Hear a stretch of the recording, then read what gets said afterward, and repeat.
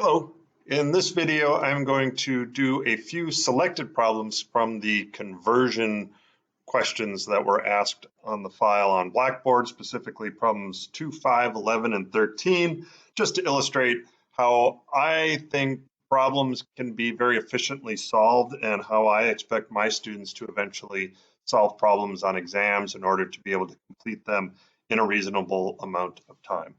So it would be helpful if you have the questions printed out and your work related to them with you.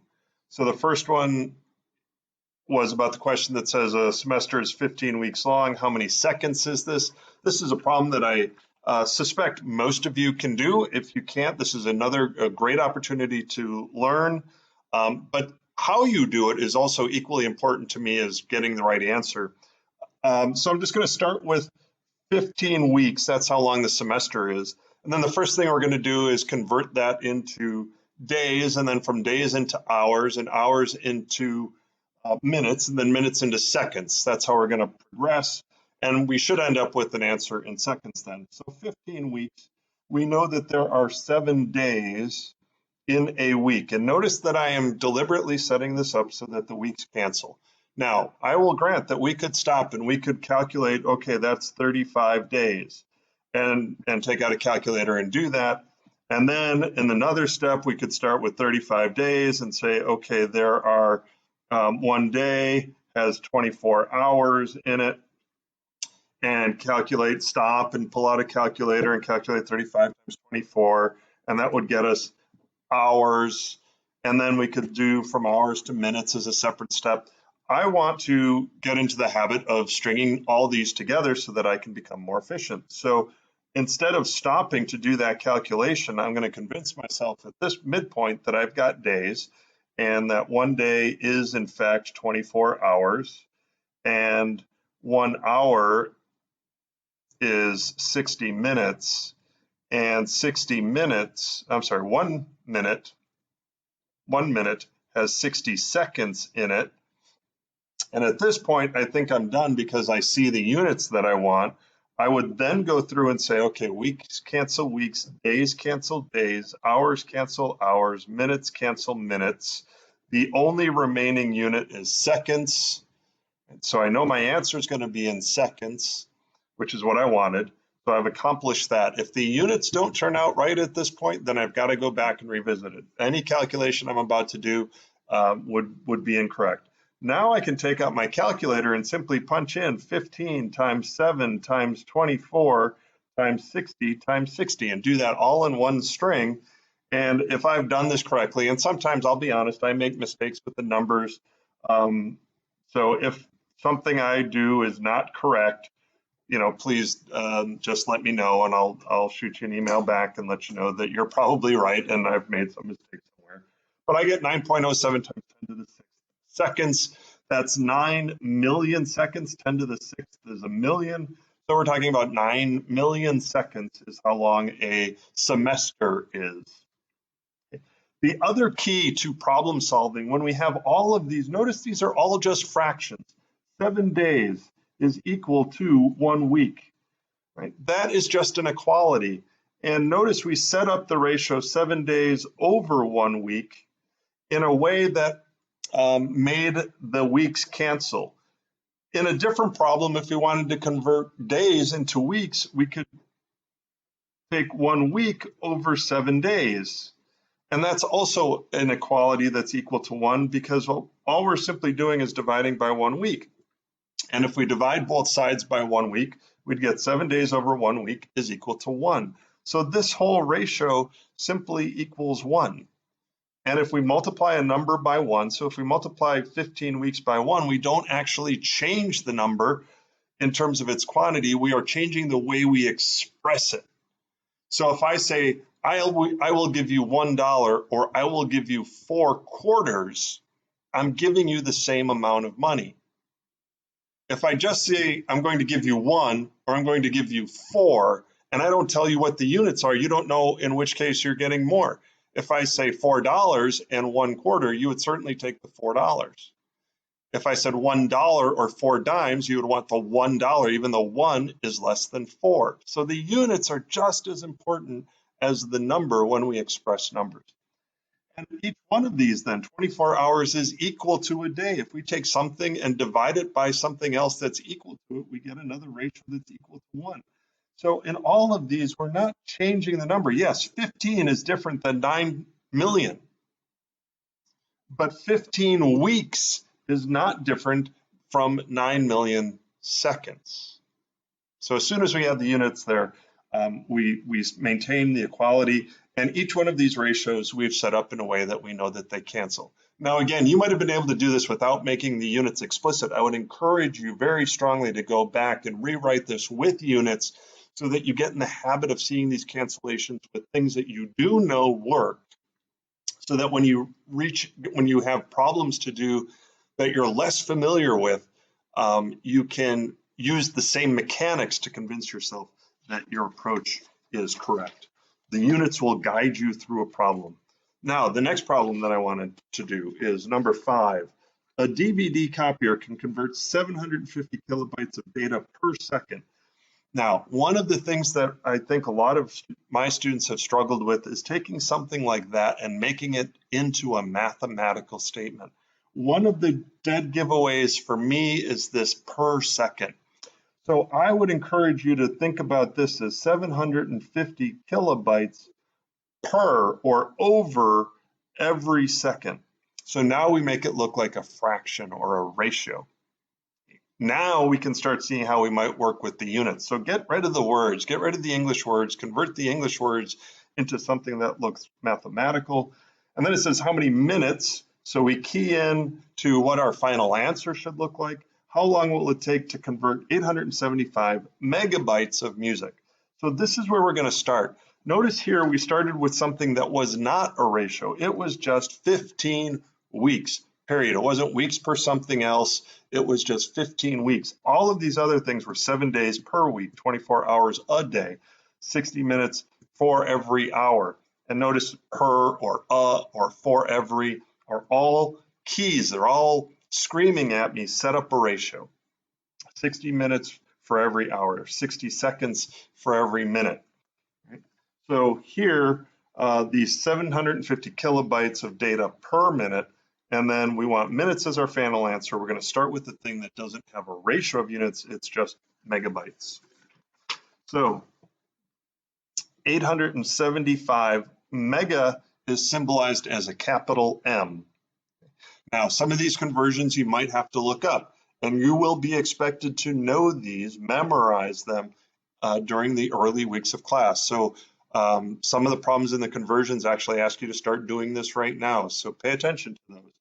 And it turns out that 1 megabyte has 10 to the 6th bytes of information in it. Just think about computers, we're up to terabytes now, but it's not uncommon to have a gigabyte hard drive. We used to have megabyte hard drives when computers first came out. A megabyte was a big deal when I was in college. A mega is 10 to the 6th, or a million bytes. And mega doesn't pertain just to bytes. Mega anything, megagrams would be 1,000,000 grams. Right? Now we're in units of bytes. We would say the megabytes would cancel. So now we've got units of how many bytes we're actually trying to record. Well, we know that there are 10 to the 3rd bytes of information in a kilobyte,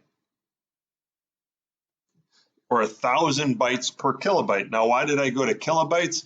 Because we look at the problem and we know how many kilobytes per second the MP3 recorder can record. So I want to get something that looks like kilobytes. Notice nothing in the problem mentioned anything about this conversion. We have to fill that in. And that's another kind of stumbling block or a transition from high school to college. Is a lot of times, in high school, the route through a problem is pretty well telegraphed, and you don't have to add a lot of information on your own and come up with stuff that that's going to help. In college, you have to start relying on things that and saying, is that piece of information going to help me? It might not be in the problem, but I might need to use it.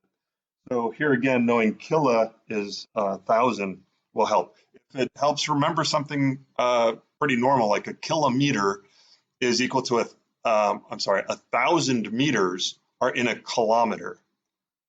So you think about a meter is about 3 feet. Well, if you strung 1,000 3 feet together, you would get a kilometer. A kilometer is a long distance. We measure, Canada uses kilometers between cities. The whole rest of the world uses kilometers per hour for speed. So think about something you know, 1,000 meters would be in a kilometer. So there should be 1,000 bytes in a kilobyte. And like I said, that's useful because now we know that there are 750 kilobytes for every second. That's what the problem told us. And again, that was a conversion we had to somewhat write on our own based on the English sentence that the recorder records 750 kilobytes per second. Here again, we could write it as kilobytes per second, or for every 1 second, it records 750 kilobytes. Either way is perfectly legitimate because the two things are equal. 1 second in time is equal to 750 kilobytes of recorded information. And then lastly, the question asked us for how many minutes this was going to take. So we were going to want to convert from 60 seconds for every 1 minute. Bytes cancel bytes, kilobytes cancels kilobytes, seconds cancel seconds. I know my answer is going to be in minutes, so I'm happy. I'd have 875 times 10 to the 6th, or if you want, you could write this as 1 times 10 to the 6th, divided by 1 times 10 to the 3rd. So scientific notation you're going to have to know how to use. We'll maybe talk about that in a later video. Divided by 750, and then there's also a 60 in the denominator. So if you just take out your calculator and do 875 times 1 times 10 to the 6th, divided by 1 times 10 to the 3rd, divided by 750, divided by 760, you get a number. I get 19.4 minutes. So 19.4 minutes after we hit the start button, our 875 megabyte song would be recorded if it was recording at 750 kilobytes per second. And again, notice I'm stringing the conversions along and I'm letting the units do the walking in a sense, in terms of guiding me through what the next conversion is, knowing that I want to end up with minutes. So that was problem 5. Problem number 11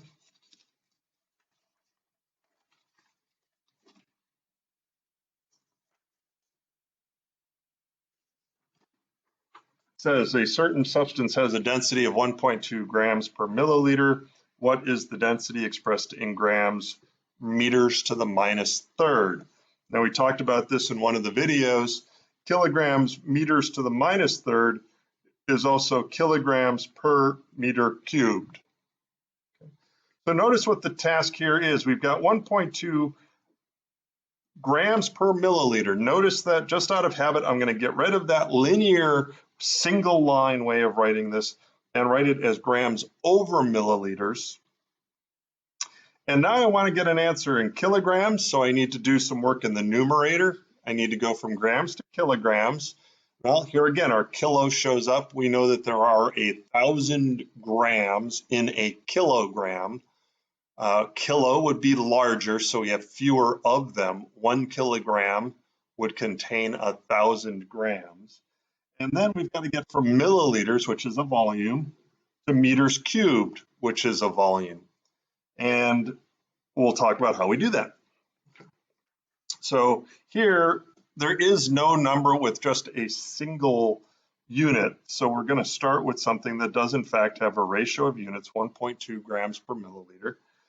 I'm going to take care of that first conversion from grams to kilograms. We said that there are 1,000 grams in a kilogram.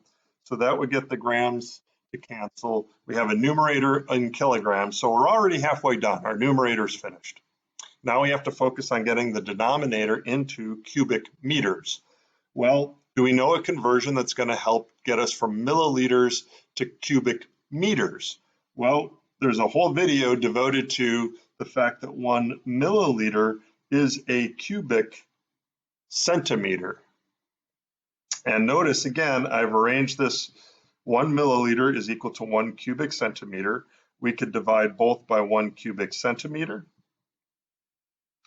If we do that, this whole thing cancels and becomes 1. So we get 1 milliliter over a cubic centimeter is just 1. So we're multiplying by 1.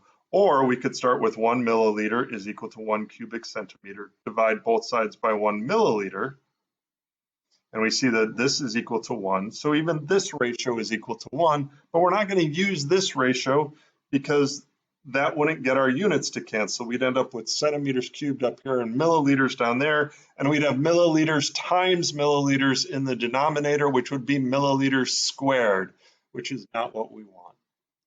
We couldn't just ignore the fact that they don't cancel. I see a lot of students doing that, like, oh, I'm just going to erase the units and hope that I'm still right. That's a sign that something's not going right. So use that. Let those little warning bells in your head guide you. So we know that we've got this set up. Now we've got to get from cubic centimeters to cubic meters. How are we going to do that?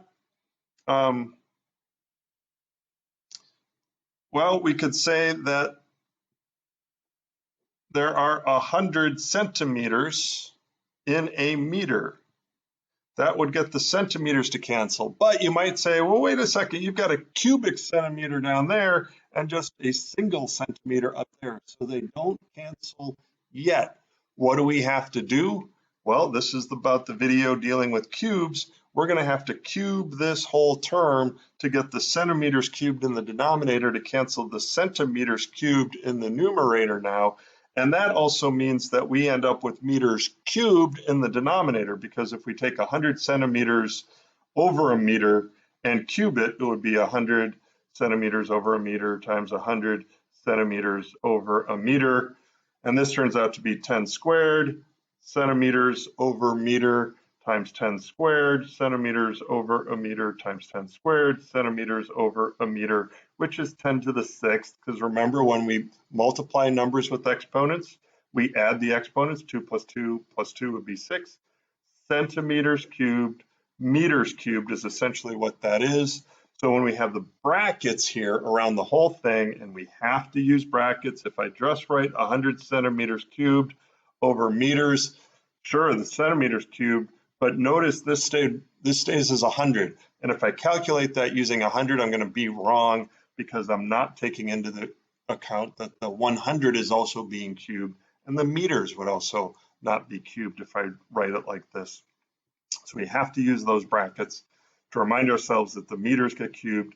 And now when we do that, we see that we are going to emerge with kilograms in the numerator, meters cubed in the denominator. We take 1.2, divide by 1,000, multiply by 100 cubed, or 10 to the 6th. We've convinced ourselves that our units are going to be grams per meter squared. And when you do that, I get 1,200 kilograms per meter cubed, which are the units that were asked for. Okay. One last problem that we'll take a look at here. Another one where we really have to put in some information on our own. So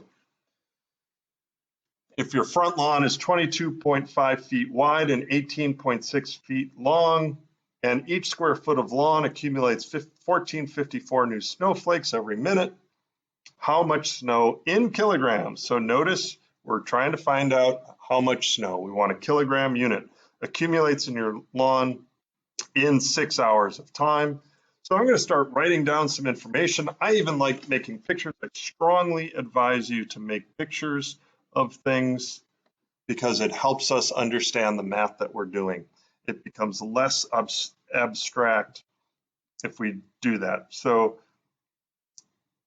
22.5 feet by 18.6, that's our lawn. All right, so imagine we've got that lawn. If I asked you for the area, you would say it's 22.5 feet times 18.6 feet, and you would have units of feet squared. Okay, and it's snowing. Right. Nice little gentle snow. Snow is falling down. You could imagine sitting there with a time-lapse video watching snow pile up in this area, And the question is, what mass of snow piles up if you did this for 6 hours? So it starts snowing at noon and you watch it go till 6 o'clock, and you want to know what mass of snow. So you're actually going to be covering this. And now we have some information that the problem gives us. And again, the challenge is going to be to convert that information into something mathematically usable. And one of the things it tells us is, first of all, 1 square foot accumulates 1454 snowflakes. So I'm going to write snowflakes as SF, not to be confused with square foot. So maybe here I should write 1 square foot accumulates 1454 snowflakes in an hour. Now, notice 1454 snowflakes for every square foot for every hour. So our units there are snowflakes per foot squared per hour. You might not have picked that up from the wording, but we can write that mathematically. And it's incumbent upon us to be able to convert those English sentences into mathematical conceptions like this.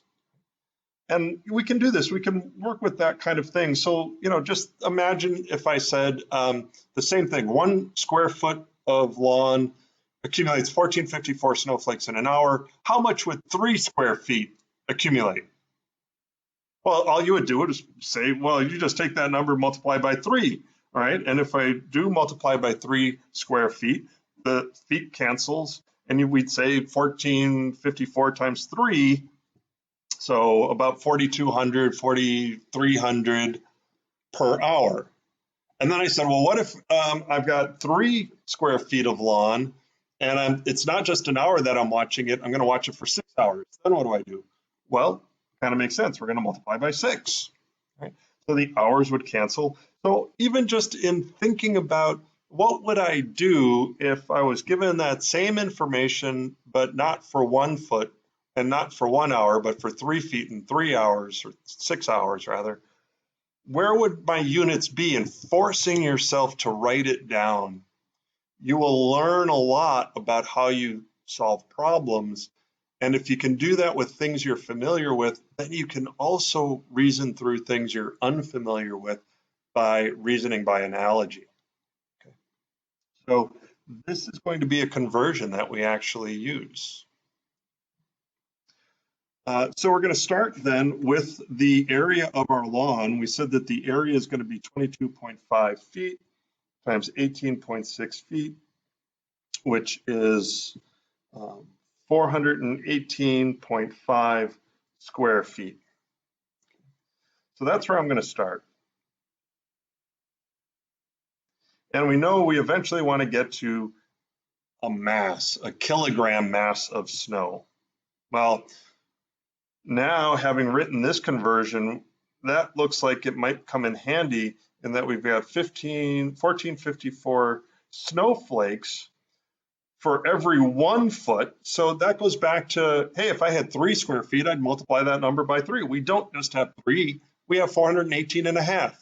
Okay, so let's multiply by 418 and a half square feet.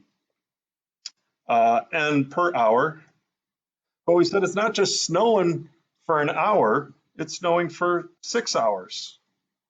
So if we take that number, the hours are going to cancel, the square feet are going to cancel. So what we'd really be calculating here is how many snowflakes fell on our entire lawn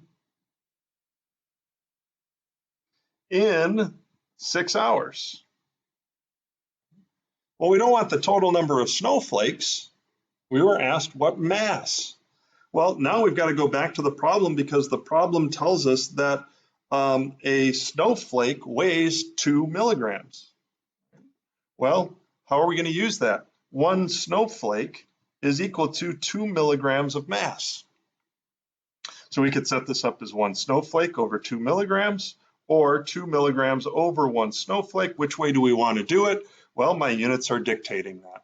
I want snowflakes in the denominator, so one snowflake weighs 2 milligrams. Snowflakes would cancel. Now we'd have a mass. This would be the mass of snow in milligrams that fell on the entire lawn in 6 hours. We weren't asked for it in milligrams, we were asked for it in kilograms. So we now have to do another conversion.